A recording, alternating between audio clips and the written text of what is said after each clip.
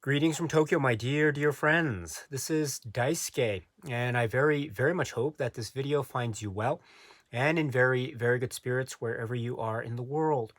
And today, if you don't mind, I would very much like to continue on with our journey, our discoveries, our discussions, and our explorations with respect to the recent releases made by the Criterion Collection during this year of 2022.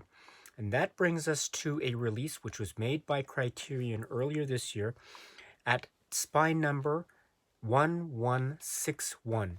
This is a work which is described as being from the year 2008. And the name of the filmmaker is Andrew Stanton.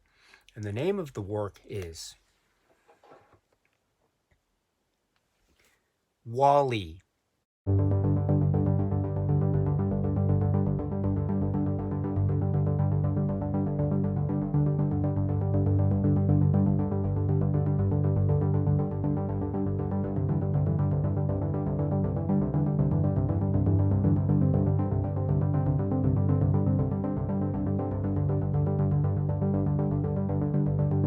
This is the work, the very memorable and enchanting work of animation from the year 2008. And this is, of course, the Pixar Animation Studios work directed by Andrew Stanton with a real cast and crew from Pixar that are behind this film. And indeed, we'll get a sense of that when we talk about the supplements section, one of the really exciting and great parts of this particular release. But another really fascinating part is the cast. And we have, for example, Ben Burt and Alyssa Knight and others making up this really great cast of this enchanting tale that is the animation classic from 2008, Wall-E. So Wall-E is now in the Criterion Collection physical media catalog under this really splendid 4K UHD plus Blu-ray combo edition. Now there's a lot to say about, for example, the supplements and how this is being presented in the context of this release. And we'll get to those discussion points a little bit later in this video discussion. But before we do, let us first try to, or endeavor to, speak about this film in the context of its plot or story structure. It has a very intriguing plot story structure premise, does it not, my dear friends? Because we are talking about a world or a depiction of the Earth, the planet, in the distant future. And we can see from the very outset that this depiction of the planet in this distant future seems to be, or could be described as dystopian, because we have a certain state, an environmental state of affairs that seems to have affected the population writ large. And so we see a almost a deserted, desolated state of affairs with regard to the planet and the planet's surface and also the atmosphere, etc., that seems to be plagued by some kind of aspect of, as I say, the dystopian aspects of this distant future. Now, we are not, however, totally bereft of any type of, say, life or activity in a manner of speaking. And I use the word life and activity very purposefully because it's very significant to the propulsion of the plot forward.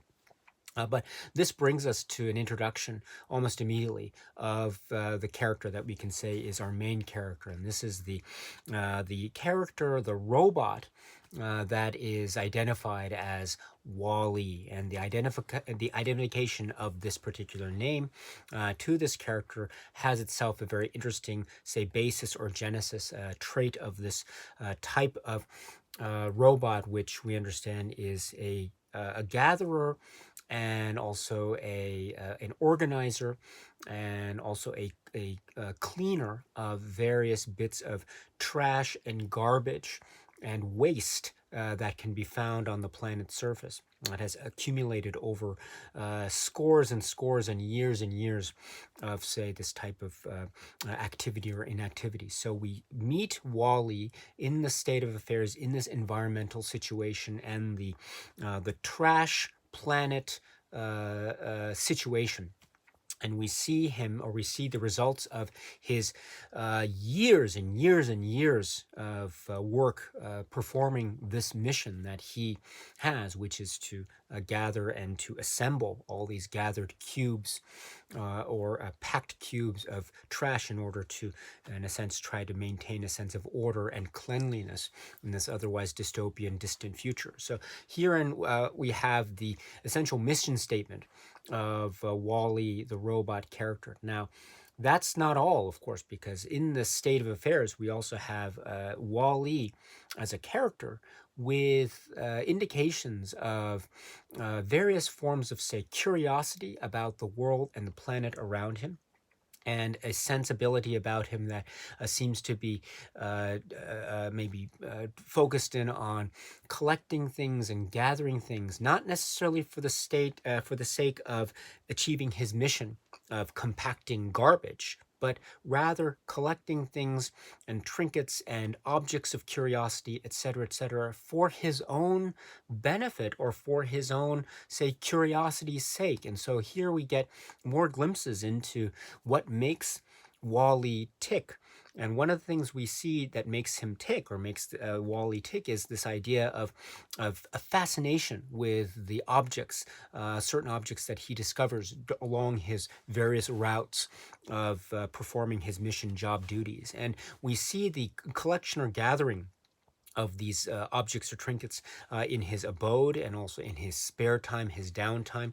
And we also see and feel and sense the wonder and awe and indeed yearning and longing for something other than what he currently seems to be engaged with and having at the moment. Now, this idea, therefore, of curiosity vis-a-vis trinkets and objects provides us with a type of context because these trinkets or objects can be said to be linked to a type of maybe situational past that maybe we as viewers can understand. After all, this is a film set in the distant dystopian future. So there might be things that, on the one hand, we might not necessarily be accessible to because of the space of years and times and environmental space between us and the science fiction aspect of this, on the one hand. However, at the same time, much like many a great sci-fi story, there are elements or details that can link to our current, say, understanding of the world around us in the modern time. So there are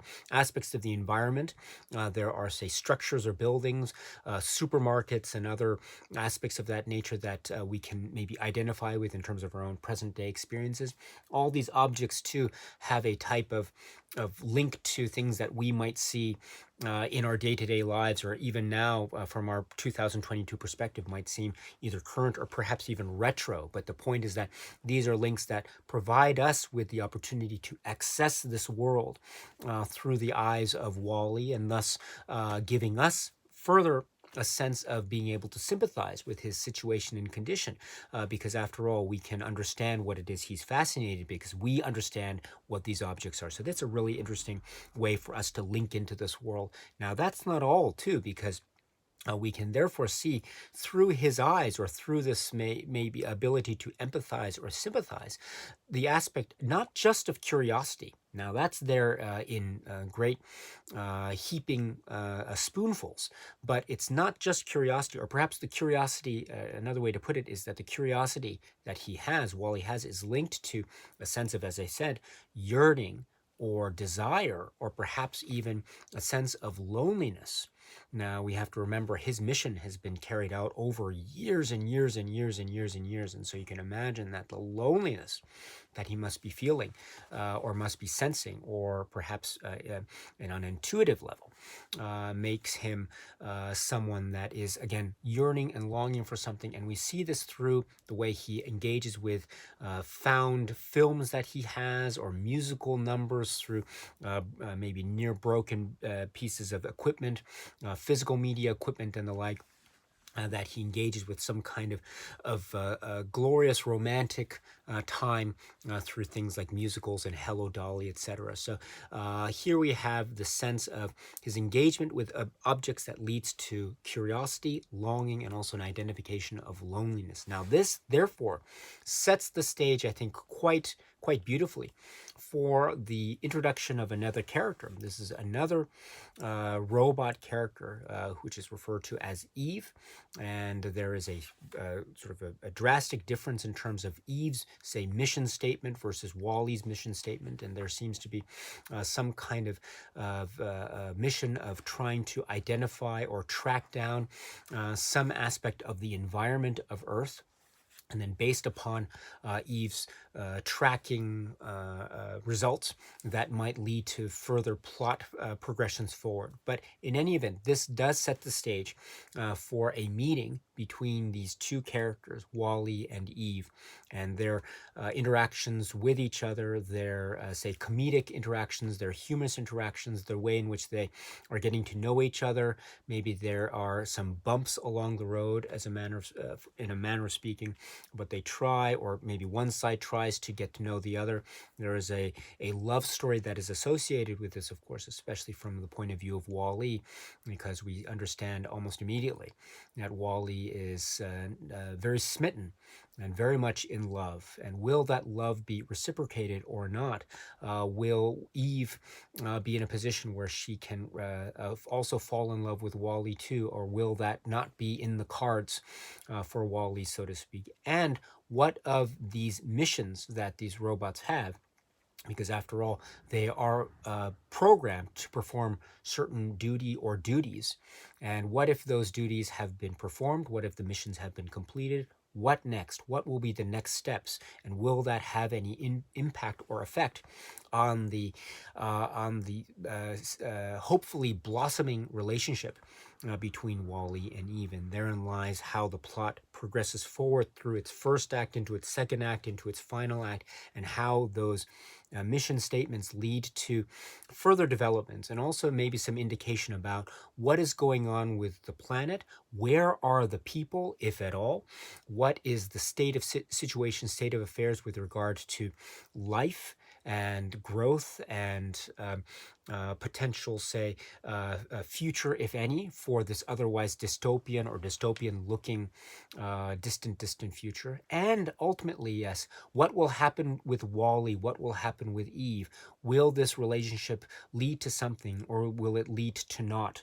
And what of the life and death stakes? Because there indeed, too, this film takes certain turns that are thrilling, that are quite emotionally high stakes, that are also high stakes for potentially the entire future as we know it in the context of the storyline and the universe of Wall-E. And so we have a lot going on within the running time that is very compelling, very engaging, very entertaining, and that is borrowing from a lot of points of storytelling. So we have, of course, the romance, the romantic angle, or the love story angle, or the possibility of the love story angle. We have, of course, a comedic or humorous interactions. We have the way in which this is also a science fiction tale, and also this is very much a drama film with a lot of heart and emotion. And so that heart and emotion then drives us forward and engages us too when the going gets rough, and the going gets tough, and the tough gets going, and things take certain sudden turns and shifts into the realm of tense moments. And again, the stakes are raised, and the stakes can be said to be raised to sort of almost life and death stakes for all characters concerned. And indeed, we might meet more characters along the way, which will then maybe in an exponential level certainly raise the stakes, and ultimately what will happen with our dear character here, that is Wall-E. So there's a lot going on in terms of the story in a very compelling and entertaining way in the context of this animation tale, Pixar film from 2008, Wall-E. And so I'd like to say too that I think this film has with it it has so many aspects of a storytelling aesthetics that are built into this, which also have, and this is so nice too that Andrew Stanton mentions this in some of the supplements. There's a way in which this film operates in a type of cinematic storytelling mode. And I think a lot of attention, very rightly so, goes towards how this film figures in sounds or dialogue, or perhaps in some instances, maybe a relative little, if any, reliance on dialogue. And so oftentimes there might be scenes where it is dialogue free, but that doesn't mean that it is any less potent or powerful or emotionally engaging. On the other hand, we have a lot of ways in which sounds and minute details are engaged in order to tell the tale, or to suggest some kind of emotional or spiritual, or a type of reaction that is either plot based or character based, or perhaps even both, and many other things at once. And so this idea of the use of sound in this way is some phrases that are used in some of the supplements that describe this aspect is maybe like a silent film. There are certain silent film aspects to this Wall-E, that's for sure. But it's a real engaging way, I would say, to the combination of sounds and maybe there isn't. It's not totally dialogue free, this film, but there are moments where the dialogue gives way to what we see, say, in terms of quote unquote pure visual image, and what is combined in terms of the soundtrack. So we have those elements there that I think give a sense of various forms of storytelling, maybe that have links to type of silent film era storytelling from cinema, as well as other modes of storytelling from cinema, such as the science fiction angle, such as various ways in which dystopian or utopian, or somewhere in between, aspects of depictions of Earth and humanity and the like can be shown through many examples of science fiction classics, which are also referred to in some of the supplements. So this is my way to say that there are, I think, many forms of storytelling modes that are engaged with in this film Wall-E that I think make for very engaging entertainment, as well as fun times in terms of trying to catch some of these homages to cinematic pasts, which is another fun activity. It's also there in the details too, which is another great thing about this. The animation details are pristine.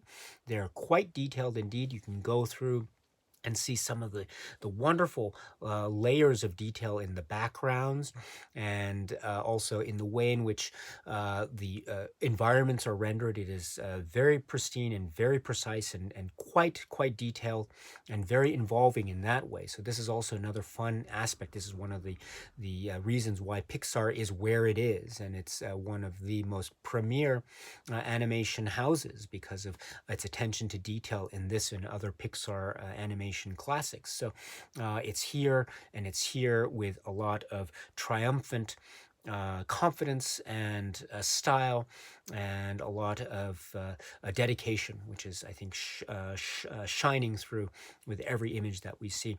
It's also there too in terms of the detail and precision that we see in the way that the characters are are are depicted here. And let's take our two primary characters here, Eve and Wall-E. Now, there might be, on the one hand, it might be said that these are robots; they are machines, and so it might be one thing to try to give them a sense of feeling or emotion. And that might be seen from one perspective to be a type of challenge. But if that isn't a challenge, then I think the people who have made Wall-E, led under the direction of Andrew Stanton, really have risen to such challenge with a great deal of convincing feeling and detail and warmth and humor and affection. You really feel these characters and what it is they are feeling. You feel what they're feeling, and that is a very remarkable thing. I mean, we see in little things like the way that the eye or lens moves to suggest maybe pupil dilation, activity, which is also suggestive of maybe curiosity or some kind of movement of the heart inside. This is very much the case for a character like Wall-E, or maybe with a character design of Eve and the eyes and the way they change shapes and move around within that space. That also is suggestive of a type of emotional activity. And it's in little things too, like the way that the shape moves, or the way that a certain detail is rendered, the way that maybe a certain mechanical apparatus moves to suggest maybe hand motion or hand holding, or the way that that is combined with sounds, etc., gives us the ability, the viewers, to enter into this world and enter into it with all of our hearts.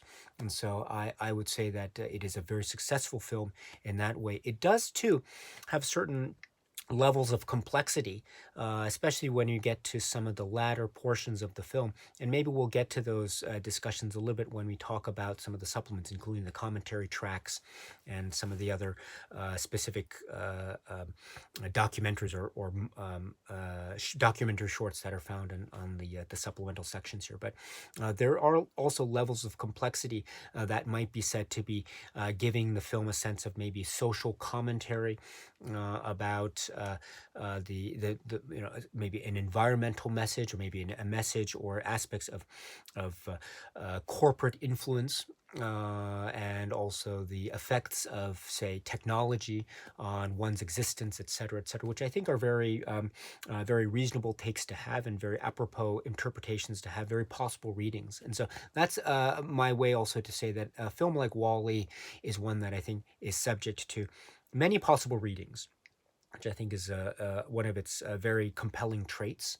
And also, one of its readings, too, or one of the ways that one can engage with it, is how I started this conversation at the start of this video, which is, I think, as a really enchanting tale that is a fine example of the great animation prowess of Pixar under the hands of and the guidance of Andrew Stanton and company. It's a really compelling story that is quite complex in a lot of areas, in many of its areas. And I think even at again, I don't want to go into too much detail, but I think what I also appreciate about it too is that some of what it leads to might not be wholly or completely, how should they put, comfortable.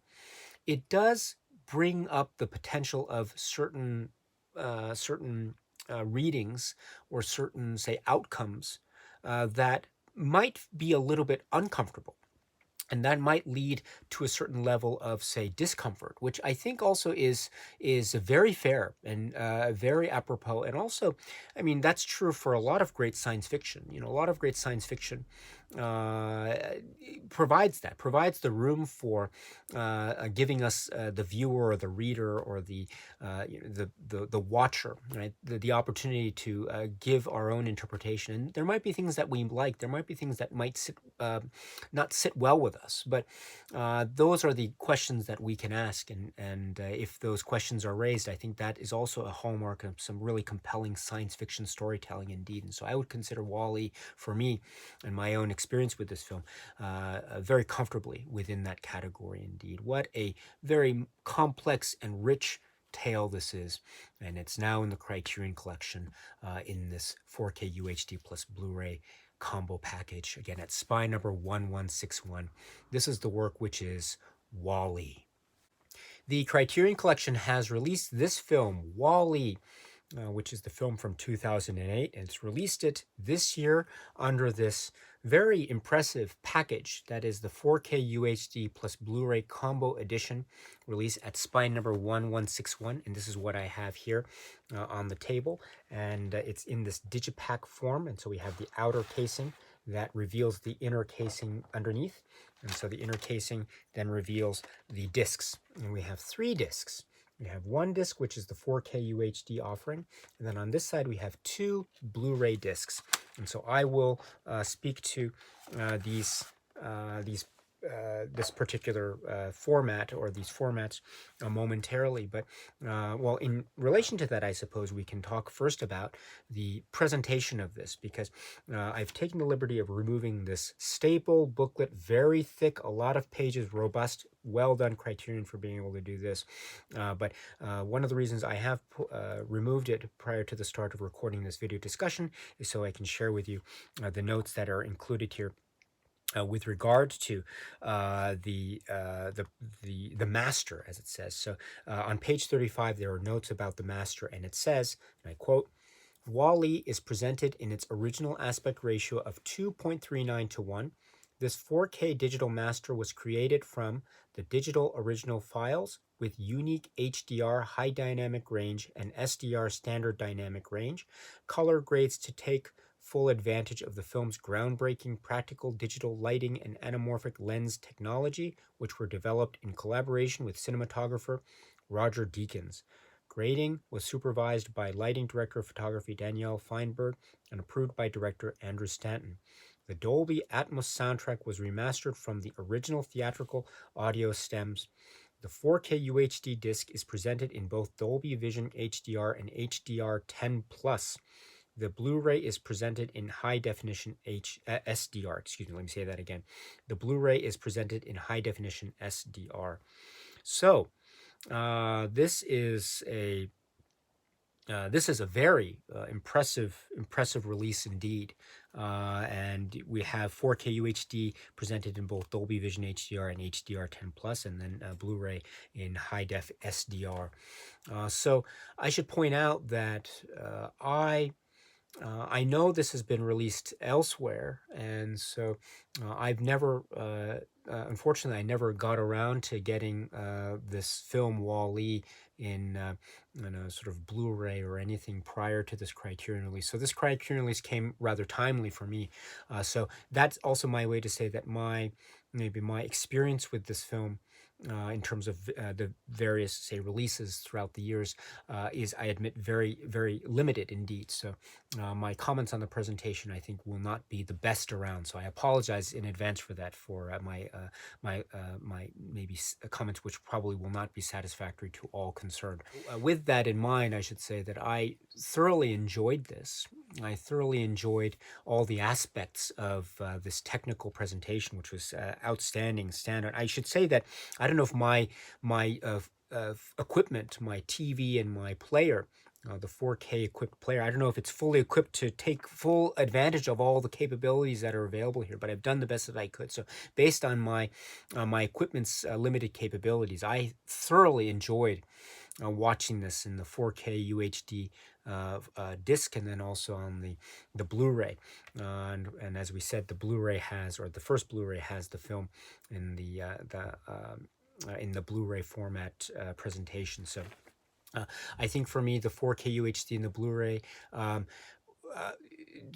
I don't know if I would say that, oh, the 4K UHD is head and shoulders above and beyond what I saw in the Blu-ray. No, I felt that they were both more or less, to my eyes and ears, very equal in terms of presentation quality and statistics. So I enjoyed both pretty much in more or less equal measures. So, and that might have to do also with how my eye is perhaps not so trained and my ear is not so trained, but particularly my eye is not so acute. So maybe it's hard for me to make out subjectively. It's hard for me to make out exactly what would be the distinction between saying watching this beautifully rendered computer animation work, Wall-E, mostly computer animation work, Wall-E.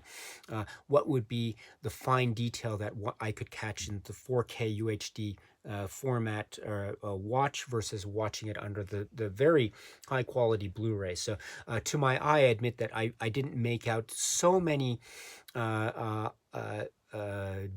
high degree different details between my watch of the 4K disc versus my watch of the Blu-ray disc. So, but that's also my way perhaps to say that they were perhaps equally of high quality in a more or less equal measure. So I enjoyed it very much, and I enjoyed the way it looked and sounded. It was a very wholly immersive experience. Watching Wall-E is and perhaps should be a type of immersive experience, in order to immerse oneself into the world, as well as immerse oneself and then be totally swept up by the joys and the emotions of the characters that we are meeting. Wall-E being perhaps the prime example of that. So I felt that very much so in the presentations, both in either the Blu-ray option or the 4K UHD disc option. So which one would I go to if I had to choose? Again, it's I think either one for me worked very well, but perhaps I might go towards the 4K UHD option. I should say too that unfortunately, I don't have the ability to compare it with any past, say, physical media releases. So unfortunately, I can't give you that frame of reference, but I can say that I remember watching it for the first time many years back and enjoying it and feeling the immersive experience of it. And I still felt that way, and then some when I watched it again under this Criterion release. So I thoroughly enjoyed it very much. And so now let us speak to the supplements and the extras that can be found accompanying this really packed release from Criterion of this film Wall-E. So first up, we have the commentary tracks And I say that with an S plural because there are 2 commentary tracks, and they're described each as being from 2008.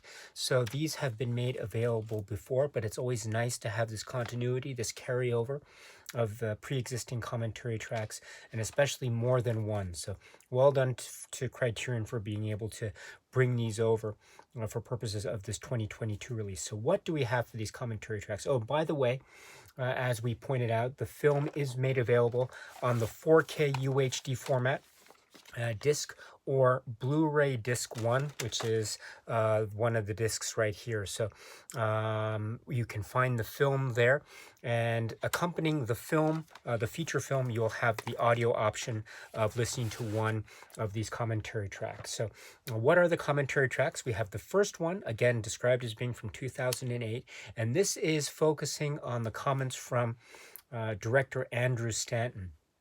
And so this is a really great one because he is speaking very precisely, very much in detail about a lot of the care and thought and thinking process behind a lot of the choices that were made.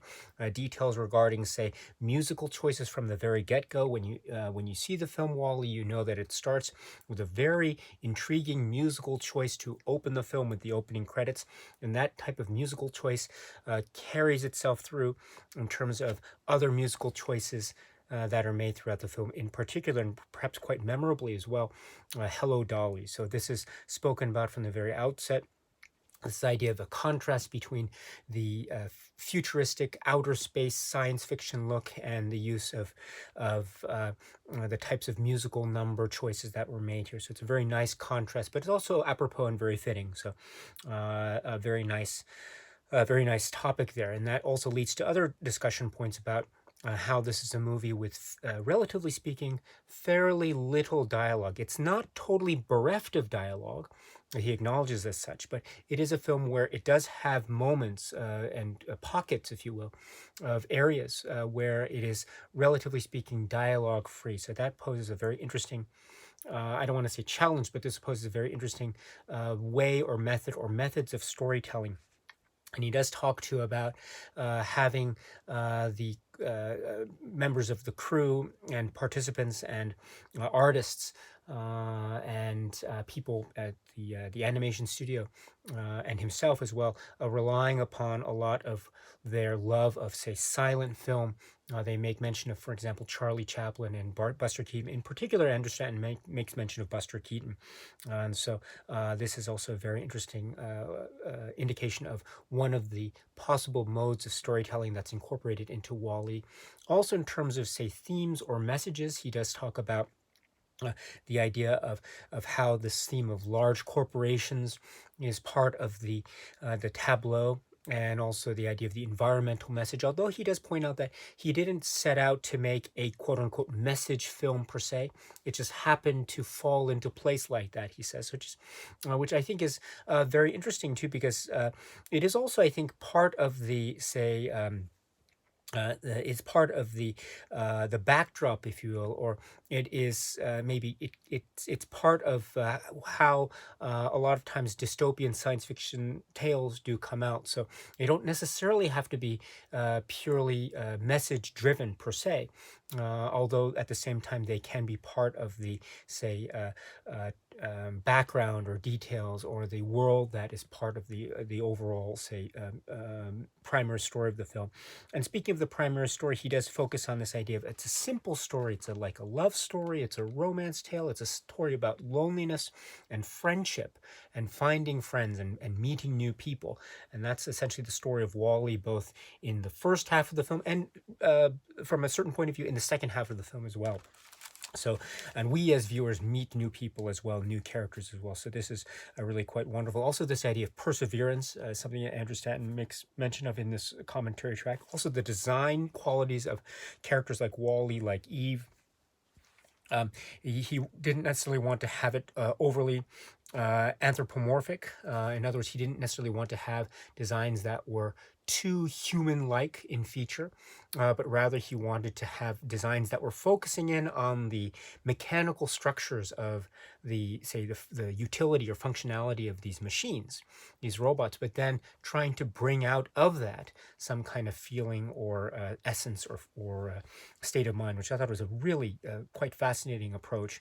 And it also makes there's a certain type of aesthetic that I feel that a lot of the other Pixar works seem to be relying on in this sort of way. You see this in other works like, say, Toy Story or some of the short films of Pixar, where there's a lot of this focus on design detail, but then trying to use that as the basis to then bring out some of the emotional feeling and feelings of empathy, etc. So I think that's a really fascinating design choice, and it also brings to mind the idea that it does ground the film in this intriguing way, in a sense of there's a feeling of reality.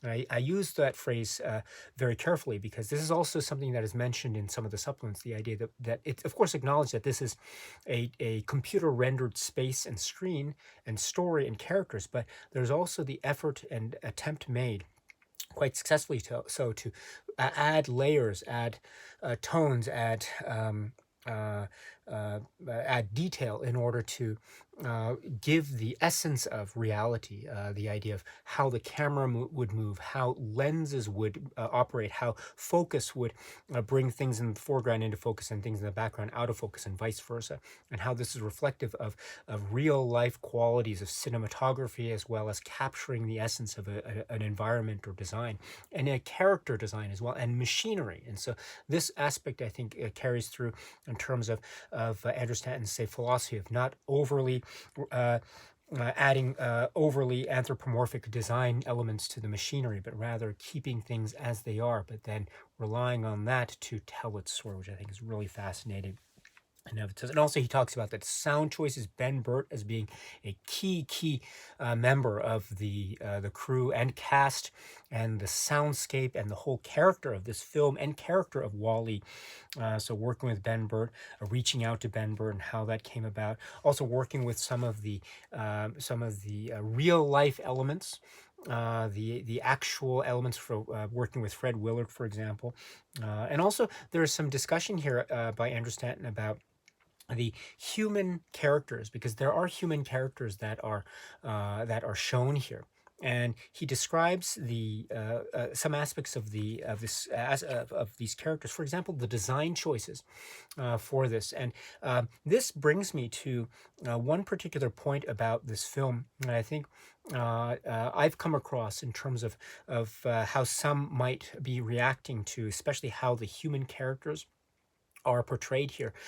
There are some who might regard this aspect of the film as being somewhat, maybe a reading might lead one to feel that this aspect could be maybe insensitive to like weight or weight shaming and that sort of thing. And if one has that reading of the film, is in particular in the context of the human characters, I think that's not an unreasonable reading to have. That's for sure. I would point out, however, that Andrew Stanton does, while he doesn't address that type of potential criticism directly in the commentary track, what I will say is that he does explain some of the design choices that went into why the human characters looked the way they did, and were perceived the way they were. And because he talks about zero gravity, or sort of zero gravity in space, and he also talks about how there was a initial story element prior to the final story design, which had to do with certain alien designs, but then that transformed into the human element of the story. But part of that alien design perhaps was carried over, and that was adapted into looking at the humans, not necessarily in terms of their of being overweight per se, but rather looking at them as being like babies, like toddlers. And this is maybe thematically consistent with the film from Andrew Stanton's point of view, because it was the idea of these characters essentially reawakening or being born or reborn.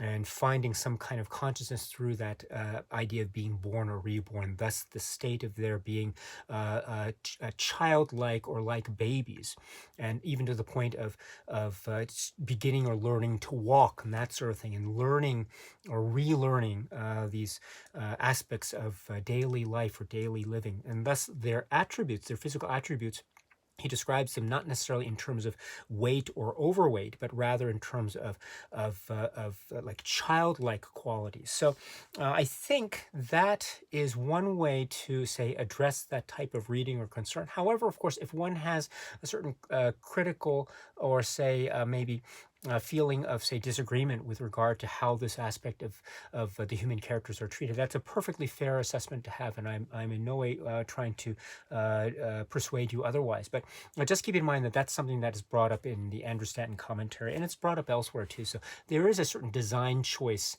that is at play here when speaking about the human characters.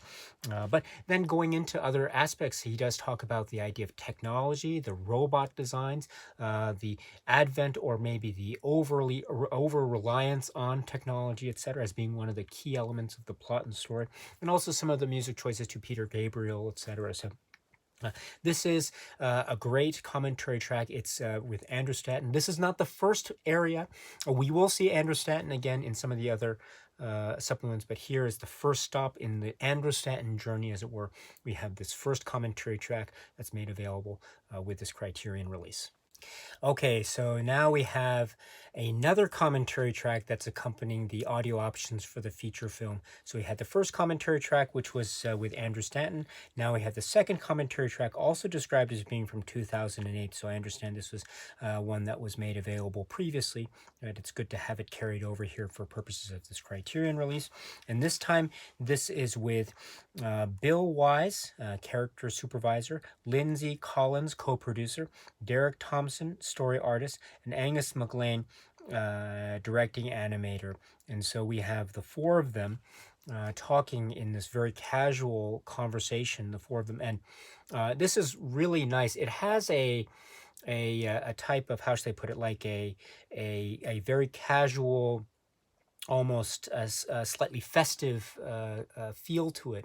And it's like four people, four friends talking and having a good time and just relaxing and recalling and recollecting memories about making the film and talking with each other.